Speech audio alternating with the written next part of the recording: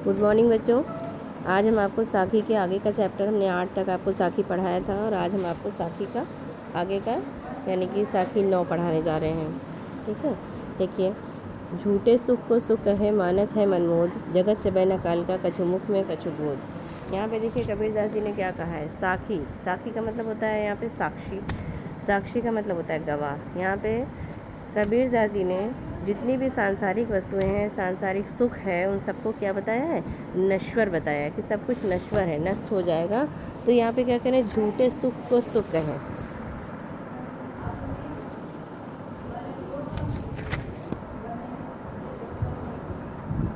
देखिए कहते हैं कबीरदास जी कि ये संसार क्या है, सब नष्ट हो जाने वाला है। संसार क्षणभंगुर है, पल भर में नष्ट हो जाएगा। ये संसार सारा नश्वर है। तो कह रहे हैं झूठे सुख को सुख है मानत है मनमोद। यहाँ पे मनुष्य संसार में क्या करता है, सांसारिक सुख साधनों को भोगने में लगा रहता है, उसी को सच्चा सुख मानता है। लेकिन ये सब सांसारिक सुख क्या है, झूठा सुख है। झूठे सुख को मनुष्य भोगता रहता है और मानत है मनमोद, और मन ही मन में आनंदित होता रहता है। यानी झूठे सुख को सुख मान लेता है और उसी में आनंदित होता रहता है। जगत चबैना काल का कछु मुख में कछु गोद। लेकिन ये सांसारिक सुख जो है ये ऐसा है जैसे कि एक चबैना, चबैना मतलब होता है चना, जैसे चना चबाया जाता है, जो जैसे कछु मुख में कछु गोद। यानी उसको लोग खाते हैं तो कुछ हाथों में रहता है, कुछ गोद में रहता है, कुछ मुख में। यानी अभी कुछ पल पहले हमारी गोद में था या हाथों में था, उसके बाद कुछ ही पल में हमारे मुख में चला जाता है। वैसे ही हम संसार की गोद में अभी हम हंस खेल रहे हैं, संसार की गोद में सांस ले रहे हैं, लेकिन दूसरे ही पल हो सकता है कि हमारा अंत हो जाए। तो इसलिए कह रहे हैं संसार, ये सब क्या है, ये जो क्रम है जीवन और मृत्यु का, ये चलता चला जा रहा है संसार में। तो मनुष्य को क्या चाहिए यहाँ पे कि मनुष्य किसी भी पल, संसार नश्वर है, मनुष्य का शरीर भी नश्वर है, किसी भी पल मनुष्य मृत्यु की गोद में जा सकता है। इसलिए भौतिक सुखों को त्याग करके मनुष्य को क्या करना चाहिए, ईश्वर का सुख प्राप्त करना चाहिए। ईश्वर के सच्चे सुख में हमें लग जाना चाहिए, ईश्वर को याद करते रहना चाहिए। नेक्स्ट है देखिए साखी 10। फिर कहते हैं कबीरदास जी यहाँ पे, जब मैं था तब हरि नहीं, अब हरि है मैं नाही। कहते हैं जब मेरे अंदर मैं था, मैं माने अहंकार, जब मेरे अंदर अहंकार था तब मेरे अंदर हरि का वास नहीं था, यानी ईश्वर का वास नहीं था। यहाँ पे जब कोई अहंकारी मनुष्य होता है, उसके अंदर ईश्वर का वास नहीं हो सकता है। मनुष्य ईश्वर को तभी प्राप्त कर सकता है जब वो अपने अहंकार को त्याग दे। तो कह रहे हैं जब मेरे अंदर मैं था, नहीं अहंकार था, तब मेरे अंदर हरि का वास नहीं था, ईश्वर का वास नहीं था। अब हरि है मैं नहीं। अब जब मेरे अंदर ईश्वर का वास हो गया है, परमात्मा का वास हो गया है, तो मेरे अंदर का मैं नहीं यानी अहंकार सारा समाप्त हो गया है। सब अंधियारा मिट गया जब दीपक देखे माई। अब कह रहे हैं जब मैंने दीपक देखा, यानी कौन सा दीपक, ज्ञान का दीपक। जब ज्ञान का दीपक मेरे गुरु ने मेरे अंदर जलाया, तो मेरे अंदर का जो अज्ञान रूपी अंधकार था या अज्ञानता रूपी अंधकार थी, वो सब मिट गया और मेरे अंदर का सारा अहंकार मिट गया, अज्ञानता रूपी अंधकार मिट गया। जब मुझे क्या मिला, ज्ञान का प्रकाश मिला। जब मेरे अंदर ज्ञान का प्रकाश चमका तो मेरे अंदर का सारा अहंकार, सारी अज्ञानता, सारा अज्ञानता रूपी अंधकार जो था वो सब नष्ट हो गया। नेक्स्ट है देखिए साखी 11। कबीरा कहा गर्वियों देख ऊंचे देखी आवास। यहाँ पे कबीरदास जी ने क्या कहा है, जो मनुष्य धन दौलत पे गर्व करते हैं, घमंड करते हैं, उनको कभी भी, उनको उपदेश दिया उन्होंने कि कभी भी अपनी धन दौलत पर घमंड नहीं करना चाहिए। कबीरा कहा गर्वियों, कबीरदास जी कह रहे हैं हमें गर्वियों माने घमंड करना, हमें घमंड नहीं करना चाहिए, गर्व नहीं करना चाहिए। ऊंचे देखी आवास, अपने ऊंचे ऊंचे घरों को देखकर, क्योंकि ये जब संसार क्षणभंगुर है, संसार क्षण भर में नष्ट हो जाएगा, ये भौतिक सुख क्षणभंगुर है, तो हमारा घर कैसे बच सकता है। तो हमारा घर, हमारा जो महल है, वो सब नष्ट हो जाने वाला है। इसलिए हमें उस पर कभी भी घमंड नहीं करना चाहिए। काल ही परियो भवे लोटना ऊपरी जामे घास, क्योंकि ये सब नाशवान है, सब नष्ट हो जाएंगी, सब धरती में मिल जाएंगी, धरती में सब मिल करके नष्ट हो जाएगा और इस पर क्या हो जाएगा, काल ही पर भवे लौटना। कल ये सारी चीज़ें जो ऊंचा ऊंचा महल है, धन दौलत है, आवास है, ये सब धरती पर सब गिर जाएंगी, सब धरती में मिल जाएंगी और इन पर क्या हो जाएगी, ऊपर ही जामे घास, और उसके ऊपर घास जम आएगी। ये सब कुछ नश्वर है, सब कुछ नष्ट हो जाएगा। उसके बाद नेक्स्ट है देखिए साखी 12। यहू ऐसा संसार जैसा सैंबल फूल। कह रहे हैं ये संसार ऐसा है जैसे सैंबल का फूल। सैंबल का फूल होता है बहुत नाजुक, लाल रंग का होता है, ये बहुत ही नाजुक होता है, फ़ौरन ही मुरझा जाता है। तो कभी क्या कह रहे हैं यहाँ पे कि देखिए संसार क्या है, एक सैंबल के फूल की तरह है। सैंबल का फूल जो होता है वो बहुत जल्दी मुरझा जाता है, तो ये वैसे ही ये संसार है। पल भर में नष्ट होने वाला है। तो दिन 10 के व्यवहार को झूठे रंग ना भूले। तो हमें इसके दिन 10 व्यवहार माने होता है व्यवहार। तो इसके जो जो पल भर का जो यहाँ पे सुख है, ये कैसा है, सेमल के फूल की तरह है जो हमें अपनी ओर आकर्षित करता है। लेकिन इसके आकर्षण में हमें ईश्वर को नहीं भूल जाना है। जैसे ये फूल है, अब ये फूल है, कोई काम का नहीं होता है ना। तो ये इसके जो सेमल के फूल के अंदर जो है रुई होती है। तो कह रहे हैं ये खाया तो जा नहीं सकता, खाने का फल खाने के योग्य तो कोई फल होता नहीं है। उसी तरह ये खाने का फल नहीं होता है, इसमें क्या होती है, रुई भरी होती है सेमल के फल में। तो कह रहे हैं इसी तरह से सेमल के फूल जो अपनी ओर आकर्षित करता है, वैसे ये संसार है, हमें अपनी ओर आकर्षित करता है।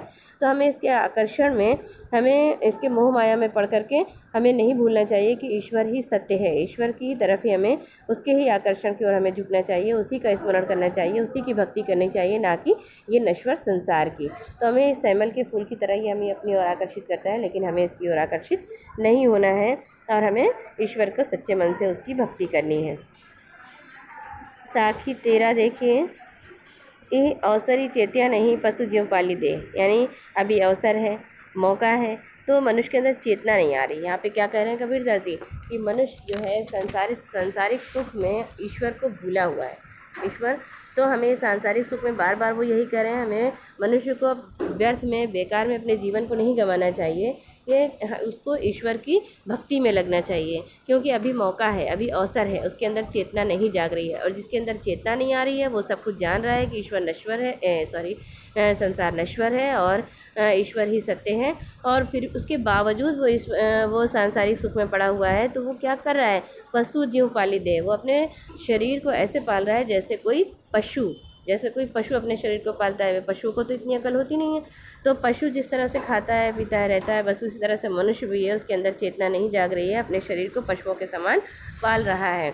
राम नाम जाने नहीं अंति पड़ी मुख से, जिसने संसार में आने के बाद ईश्वर के नाम को नहीं जाना, ईश्वर को नहीं पहचाना और मतलब अवसर मिलने पर उसके अंदर चेतना नहीं जागी और पशुओं के समान अपने शरीर को पालता रहा, तो अंत में क्या होगा, उसे कभी भी मोक्ष की प्राप्ति नहीं होगी। अंत में उसके मुख में धूल ही धूल होगी। कहने का मतलब है धूल पड़ेगी, यानी सभी लोग उसे लास्ट में, आखिरी में सब लोग धिक्कारेंगे, उस पर धिक्कार भेजेंगे और परमात्मा का स्मरण उसे ना करने पर उसको कुछ भी प्राप्त नहीं होगा। इसलिए परमात्मा का जो, ईश्वर का जो स्मरण है वो सबसे पहला हमारा कर्तव्य है और वही हमें मोक्ष की तरफ ले जा सकता है, वही हमारा उद्धार कर सकता है।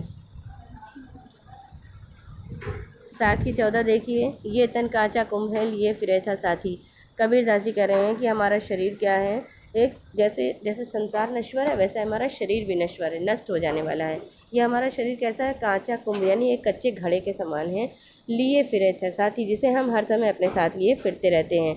जैसे कच्चा घड़ा होता है, जरा सा धक्का लगने पर टूट जाता है, धक्का लगा फूटी गया, धक्का लगा और टूट गया, फिर कुछ हाथ नहीं आता है, कछू ना आया हाथी, उसी तरह से कुछ हाथ नहीं आता। उसी तरह से ये हमारा शरीर है, कच्चे घड़े के समान है। एक बार अगर हमारे शरीर से हमारी आत्मा निकल गई तो हमारे पास कुछ भी नहीं बचेगा, फिर कुछ भी हाथ आने वाला नहीं है। हमारा शरीर अगर एक क्षण भर में नष्ट हो जाएगा तो फिर हमारे पास कुछ भी नहीं रह जाएगा। इसलिए हमें सांसारिक मोह माया को त्याग करके ईश्वर की भक्ति में लग जाना चाहिए।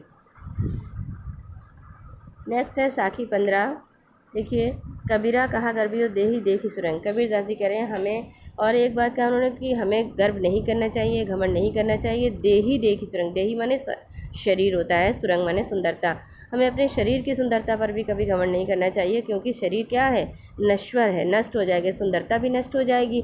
तो हमें अपने शरीर पर भी घमंड नहीं करना चाहिए, क्योंकि हमारा जो शरीर की सुंदरता है वो सब नश्वर है, नष्ट होने वाली है। बिछड़िया मिलबो नहीं ज्यों काचली भुजंग, क्योंकि एक बार अगर ये बिछड़ गया तो फिर दोबारा हमसे कभी हमें प्राप्त नहीं हो गया। उसी तरह होगा जिस तरह से ज्यों काचली भुजंग, जिस तरह से कोई जो सर्प होता है, जिस तरह से अपनी केचली को त्याग करता है। केचली मतलब होता है पुरानी खाल उसकी। जब सर्प अपनी पुरानी खाल को त्याग कर देता है तो नई खाल प्राप्त हो जाती है उसको। तो जब एक बार जो सर्प होता है अपनी पुरानी खाल को जब त्याग देता है तो उसे दोबारा कभी ग्रहण नहीं करता। उसी तरह से हमें अपने शरीर पर घमंड नहीं करना चाहिए, क्योंकि एक बार हमारा शरीर अगर हमसे छूट गया, हमारा शरीर हमारे हाथों से छूट गया, यानी हमारी मृत्यु हो गई, तो दोबारा हमें कभी भी प्राप्त नहीं होगा।